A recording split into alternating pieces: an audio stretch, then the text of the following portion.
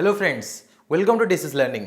तो RIE-CEE का complete guidance series में ये हम लोग का सेकेंड वीडियो होगा। ठीक है, प्रीवियस वीडियो में मैंने आपके साथ डिस्कशन किया था कि why you should join RIE, regional institute of education. आपको क्यों ज्वाइन करना चाहिए। ठीक है, इस वीडियो में हम लोग डिस्कस करेंगे कि बेनिफिट्स क्या है। मैंने आपको बताया था कि उसमें एडवांटेजेस क्या क्या मिलता है, कुछ बेनिफिट्स मैंने बताया था। इसमें थोड़ा सा और मैं एलाबोरेट करूंगा कि क्यों आपको बीएड कोर्स करना चाहिए। ठीक है, आरआई क्यों ज्वाइन करना चाहिए। मैंने आरआई का स्पेशलिटी मैंने बताया था।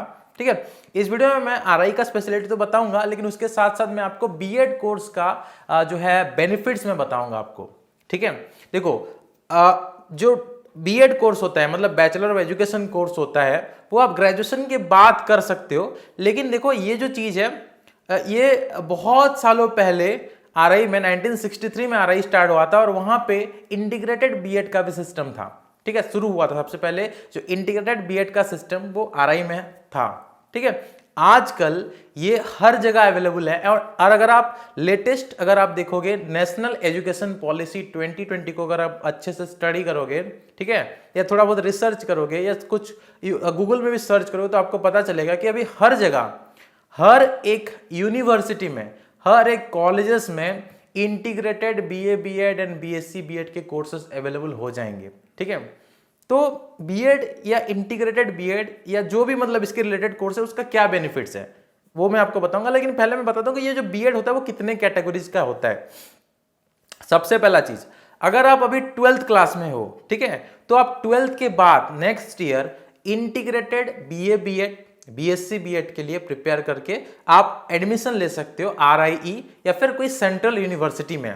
ठीक है, उसके बाद अगर आप ग्रेजुएशन में हो तो आप 2 ईयर बीएड प्रोग्राम में एनरोल कर सकते हो। उसका प्रिपरेशन करके फिर एंट्रेंस एग्जाम देके एडमिशन आप ले सकते हो 2 ईयर बीएड कोर्स में आरआईई या फिर कोई सेंट्रल यूनिवर्सिटी में। ठीक है, या फिर डिफरेंट कॉलेजेस में आप एडमिशन ले सकते हो। कहाँ कहाँ मिलता है वो बताऊंगा, लेकिन इस कोर्स का इंपॉर्टेंस क्या है पहले हम लोग वो डिस्कस करेंगे। उसके बाद तीसरा जो है वो होता है आपका एमएससी एड। ठीक है, ये भी 12th के बाद हम लोग देते हैं। ठीक है, 12th के बाद अगर आप 6 साल का, देखो मैं कितना साल का क्या होता है वो बता देता हूँ। 12th के बाद अगर डायरेक्टली आप एमएससी एड का एग्जाम देते हो तो ये चीज जो है फिलहाल आरआई में अवेलेबल है और सिर्फ आरआई मैसूर में अवेलेबल है। ठीक है, ये 6 साल का कोर्स होता है। 6 साल के अंदर आपका इंटीग्रेटेड जो बीए नहीं होता, एमएससी एड होता है, तो आपका इंटीग्रेटेड बीएससी बीएड के साथ आपका एमएससी भी कंप्लीट होता है एमएससी एड कोर्स में।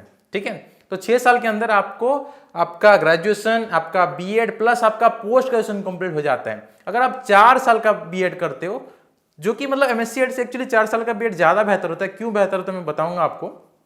अगर आप 4 साल का बीएड करते हो, मतलब इंटीग्रेटेड बीएससी बीएड या इंटीग्रेटेड बीए बीएड करते हो, तो वो 4 साल का होगा। इसमें आपका ग्रेजुएशन एंड बीएड दोनों कंप्लीट हो जाएगा। ये दोनों जो मैंने कोर्स आपको बोला, integrated BA BEd BSc BEd, ये 12th के बाद अवेलेबल है। और तीसरा जो मैंने आपको बोला एमएससी एड, ये भी आपका 12th के बाद अवेलेबल है। तो 12th के बाद आपके पास 3 कोर्सेज अवेलेबल होता है।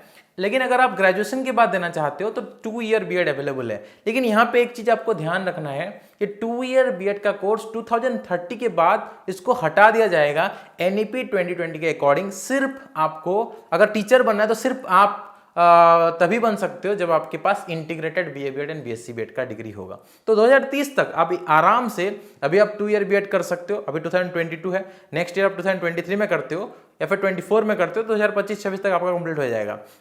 और 2026 या 25 से 30 के बीच में आपको डेफिनेटली जॉब भी मिल जाएगा। मैं सब कुछ स्ट्रैटेजी में आपको बताऊंगा इसी चैनल के थ्रू। ठीक है, तो 2 ईयर बीएड फिलहाल अभी आप कर सकते हो 2030 तक, लेकिन 2030 के बाद 2 ईयर बीएड का कोर्स अवेलेबल नहीं रहेगा।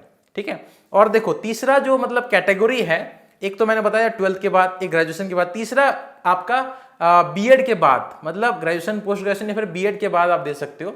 एक तो इंटीग्रेटेड बीएड एमएड करके होता है, वो पोस्ट ग्रेजुएशन के बाद आप दे सकते हो, जिसमें 3 साल के अंदर आपका 2 year BEd and 2 year MEd जो अलग अलग होता है। 2 ईयर एमएड पहले बता देता हूँ, आप बीएड करने के बाद 2 ईयर एमएड कर सकते हो। इसका क्या बेनिफिट होगा इसके लिए अलग वीडियो बनाऊंगा।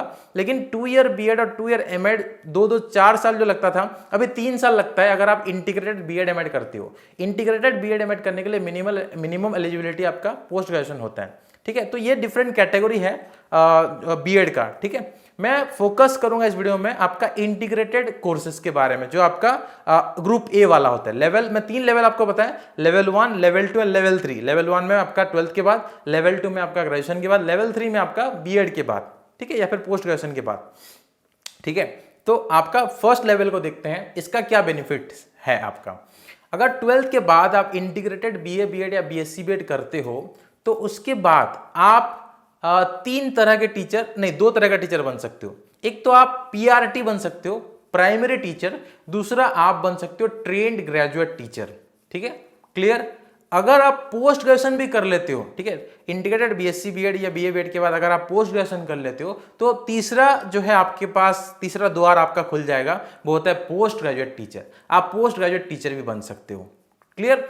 और अब जब पोस्ट ग्रेजुएशन आप कर लेते हो, इसके साथ अगर आप नेट भी क्वालिफाई कर लेते हो तो आपके पास चौथा बेनिफिट ओपन हो जाएगा। वो क्या होगा, आप असिस्टेंट प्रोफेसर बन सकते हो in teacher education, specially assistant professor in teacher education बन सकते हो, ठीक है। तो मैंने क्या क्या बोला आपको, आप अगर बीएड करते हो तो क्या क्या बेनिफिट आपको मिलेगा। अगर आप बीएड करते हो, अगर 2 ईयर बीएड भी करते हो तो भी ये सब बेनिफिट मिलेगा जो मैं आपको बता रहा हूं, ठीक है। ग्रेजुएशन के बाद 2 ईयर बीएड भी करते हो तो भी आप पीआरटी बन सकते हो, टीजीटी बन सकते हो। पीआरटी मतलब प्राइमरी टीचर, टीजीटी मतलब ट्रेंड ग्रेजुएट टीचर, पीजीटी मतलब पोस्ट ग्रेजुएट टीचर, ये बन सकते हो आप, ठीक है। उसके लिए एक सीटेट भी देना पड़ता है। अगर आपको पीआरटी या टीजीटी बनना है तो सीटेट एग्जाम देना पड़ता है। अगर आप नेट क्लियर कर लेते हो तो आप जो है assistant professor in teacher education ही बन सकते हो। एक और चीज बिना नेट क्लियर किए भी आप कर सकते हो, वो होता है टीचर एजुकेटर वाला पोस्ट, ठीक है। लेकिन अगर आपके पास नेट होता है तो कुछ एक्स्ट्रा मार्क वहां पे ऐड होता है। उसके बाद आप जो है जूनियर लेक्चरर भी बन सकते हो। तो बहुत सारा बेनिफिट है। हर एक लेवल के बच्चों को पढ़ाने के लिए बीएड एक मोस्ट इंपॉर्टेंट चीज है। टीचर बनना है किसी भी लेवल का, भले वो प्राइमरी हो, भले ही वो आपका ट्रेन ग्रेजुएट लेवल का हो, मतलब ग्रेजुएट लेवल का हो, हाई स्कूल टीचर, या फिर आपका जो है आपका कॉलेज का टीचर या यूनिवर्सिटी का टीचर, किसी भी लेवल पे आपको टीचर बनना है तो बीएड इज मस्ट, आपको बीएड करना ही पड़ेगा। हाँ, लेकिन अगर आप असिस्टेंट प्रोफेसर बनते हो डायरेक्टली कोई यूनिवर्सिटी में, उस केस में सब्जेक्ट स्पेसिफिक जब वो होता है तो उस केस में आपका बीएड जरूरी नहीं होता। लेकिन अगर आपके पास बीएड है तो बाकी सारा ऑप्शन आपके पास रहेगा। बीएड नहीं होगा तो सिर्फ एक ही ऑप्शन है आपके पास। बीएड होना और ना होने में क्या डिफरेंस है, बीएड आजकल क्यों ज्यादा प्रेफर किया जा रहा है, या फिर पूरा गवर्नमेंट क्यों इसके ऊपर ज्यादा फोकस कर रहे हैं। क्योंकि अगर आपके पास बीएड नहीं है तो सिर्फ आप आगे बढ़ते पीएचडी करने के बाद सिर्फ आप असिस्टेंट प्रोफेसर बन सकते हो आपके सब्जेक्ट स्पेसिफिक में। लेकिन अगर आप बीएड कर लेते हो तो आप PRT, TGT, PGT, teacher educator, junior lecturer, assistant professor in teacher education, assistant professor in your subject, ये सब बन सकते हो। जितने भी लेवल ऑफ टीचर आपका होता है, हर एक लेवल पे आप टीचर बन सकते हो। ये बीएड का खासियत है। अगर आप 12th के बाद कर लेते हो तो आपको ज्यादा बेनिफिट मिलता है, ठीक है, क्योंकि आपका 1 साल बच जाएगा। ग्रेजुएशन 3 साल का प्लस 2 साल का बीएड में 1 साल आपका बच जाएगा। देखो अभी 5 साल का हो रहा है, जो ग्रेजुएशन कर रहे हैं उसके बाद 2 ईयर बीएड कर रहे हैं, 5 साल का हो रहा है। 2030 में इसको क्यों रिमूव कर देंगे, क्योंकि 4 साल के अंदर अगर बीएड हो रहा है तो 1 साल बच्चा क्यों वेस्ट करेगा।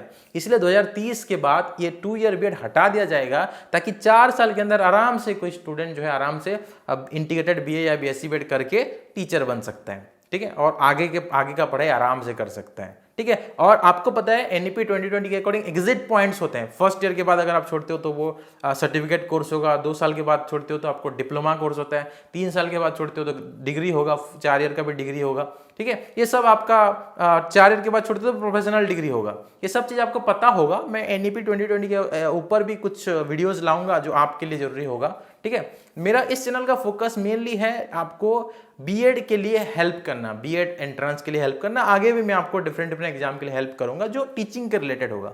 मेरी डिसीज लर्निंग एकेडमी जो है वो टीचिंग रिलेटेड है। ये वाला चैनल, हम दूसरा चैनल भी है, दूसरे ऊपर हम काम करेंगे, दूसरे चैनल हम लोग ओपन करने वाले हैं और दूसरे डोमेन को हेल्प करने के लिए, ठीक है। तो ये हमारा मेन जो डिसीज लर्निंग एकेडमी, आप जिस चैनल के थ्रू ये वीडियो देख रहे हो, ये हमारा टीचर बनाने के लिए, बीएड कंप्लीट करने के लिए या उसके बाद टीचर बनने तक का जो सफर है उसके लिए गाइड करने के लिए है, ठीक है, हर एक लेवल का मैं बता रहा हूँ, असिस्टेंट प्रोफेसर तक का भी गाइड करेंगे।